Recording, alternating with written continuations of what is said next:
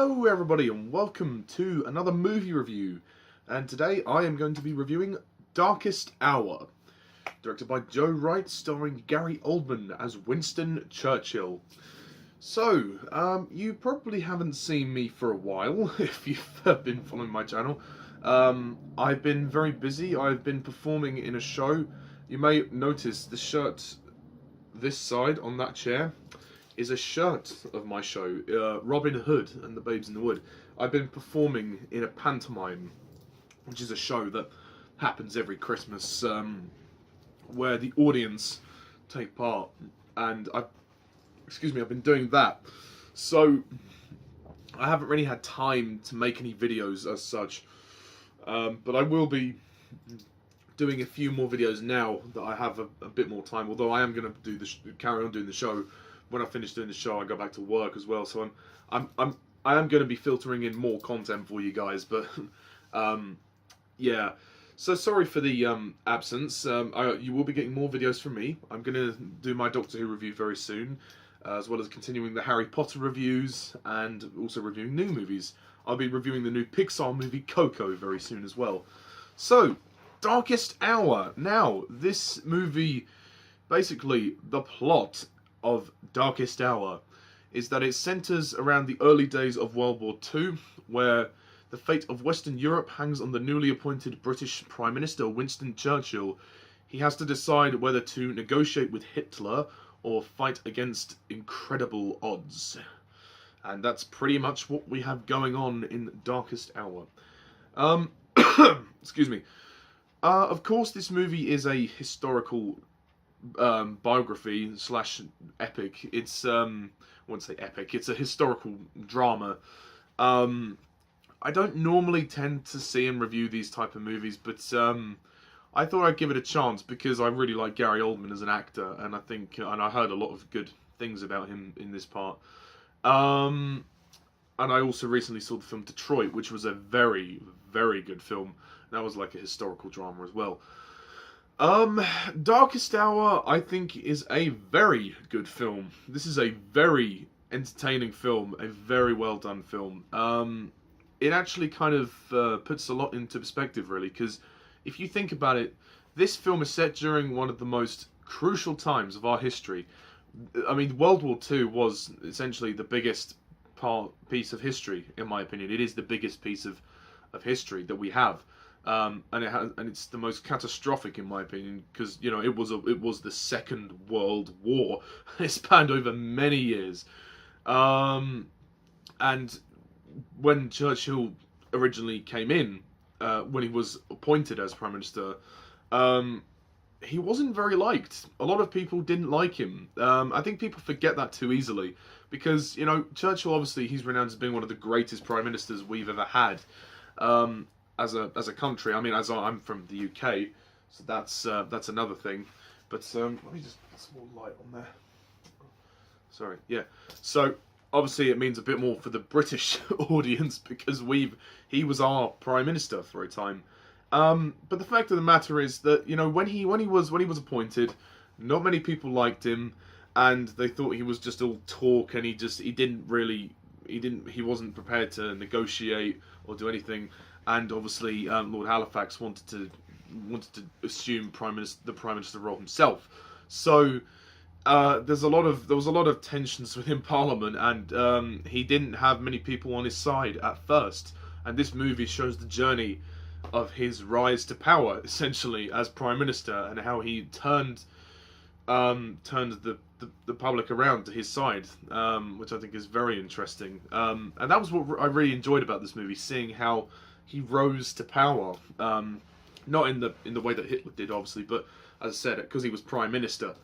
So it's a very intriguing drama, and there's some great moments. And let's just get this out of the way.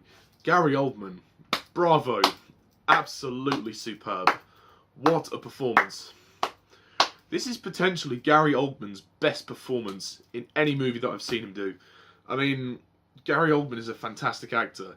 And he's proved it with this. I mean, first of all, the prosthetics make him look amazing. He looks a lot like Winston Churchill. And the voice as well that he does for it is very, very good, and also he does like a voice. He kind of gets that grunty mumbliness of Churchill, and he's also kind of funny in certain moments, and also very flippant. I think he completely captures Churchill.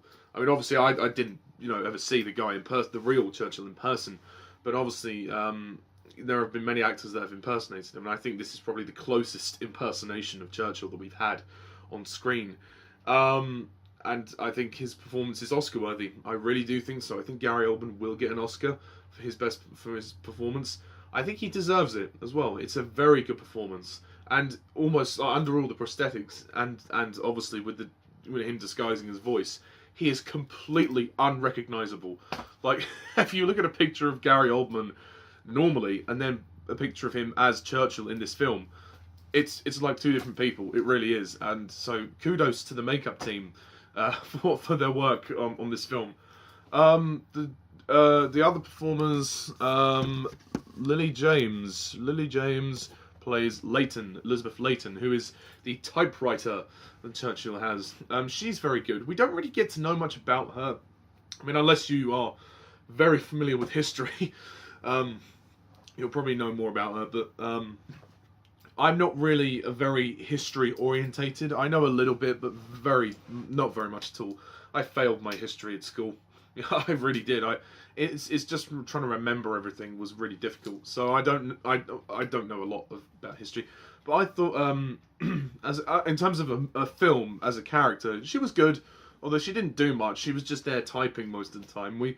There is a moment when we kind of find out something about her brother, and obviously we find out, because he's involved in Dunkirk, and obviously this movie has kind of come out at the right time because the film Dunkirk has come out last year. Christopher Nolan made that movie, and so essentially you could see this as almost like a companion piece to Dunkirk, which I think is an interesting thing, as in Dunkirk the movie. I think that's quite a good thing, actually. But yeah, she gives a good performance, and she's good. You have Kristen Scott Thomas, who plays Clemmy, Mrs. Churchill, basically. She plays his wife. They have a lot of good scenes together. I like how she's his rock in a hard place. There's a scene when he feels so depressed, he doesn't know what to do. He's basically stuck. He's hit a wall. He's about to break down, and she says, You've inspired them. You've got to stand up and and do this and let the people guide you. And for me, that's what the King says. Speaking of which, the King George the Sixth, I believe, is played by Ben Mendelsohn. You Star Wars fans will remember him from Rogue One, a Star Wars story. He played Orson Krennic. It was nice to see Ben Mendelsohn in another film, and I think he does a very good performance here. He's not in many scenes, but the scenes he's in are very good. Much the same with Ronald Pickup as Neville Chamberlain. Neville Chamberlain is also very interesting, as he has cancer in this movie, and he is actually the former Prime Minister, and the very beginning of the movie, he is removed from his position, so that's very interesting. I think the film does a good job at keeping you entertained. It's very well paced. It's about 2 hours long, which I think is perfect.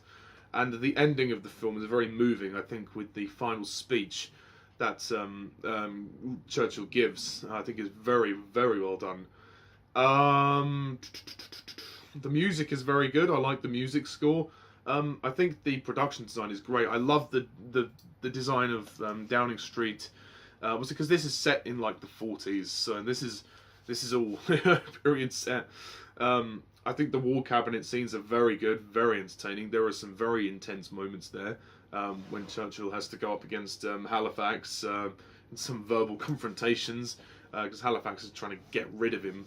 So there's a lot of political drama going on in this film, and that's what it is. It's a political drama. The war stuff is in the background. You don't really get. It's not a war movie. You don't see any battles. There's a couple of bombing scenes that you see, but nothing major really. And overall, I think it's a very entertaining way to spend 2 hours, and it's a nice change actually from some of these blockbuster movies that we get. Not everything has to be action, boom, boom. it's nice to have a movie that is just great storytelling. It's all about drama, it's all about characters, it's all about plot. And considering that this is based on a true story, that means a lot more. So yeah, I mean, if I were to have one criticism of this film, is that I think some of the CGI effects are a little bit obvious. I don't think the CGI is the best, if I'm going to be honest. There are some moments when the camera pulls back and you can tell, oh yeah, that's obviously CGI. And the CGI planes are a little bit obvious. It's only a nitpick, but it is noticeable in that. I mean, there's not many shots of CGI, but when they're there and they're noticeable. I think the script is very good too. The movie's written very well. Like, my favourite line of the film is, "Here's to not buggering it up." I like that. That was very good. And Joe Wright, his direction is very good, very solid. I mean, he directed the god-awful movie Pan, which came out 2.5 years ago. Oh, God, that was dire. I've reviewed that movie if you want to check my, rant on that. Oh, God, Pan was fucking awful. So this is a big improvement over that movie. And it's definitely a more intriguing movie than that. And I think Joe Wright has redeemed himself after the disaster that was Pan. And so I hope that movie doesn't get a sequel. I hope to God it doesn't get a sequel. Anyway, so I'm going to close off the review by scoring Darkest Hour a 9 out of 10.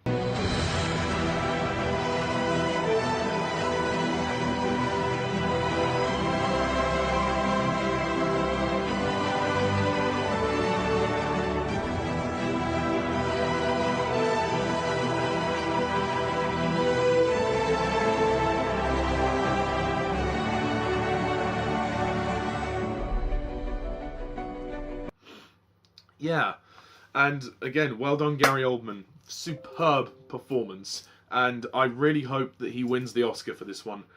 So, that's my review of Darkest Hour. So, stay tuned for more videos, folks, and until then, I'm Mr. Titus11. Thank you for watching, and see ya.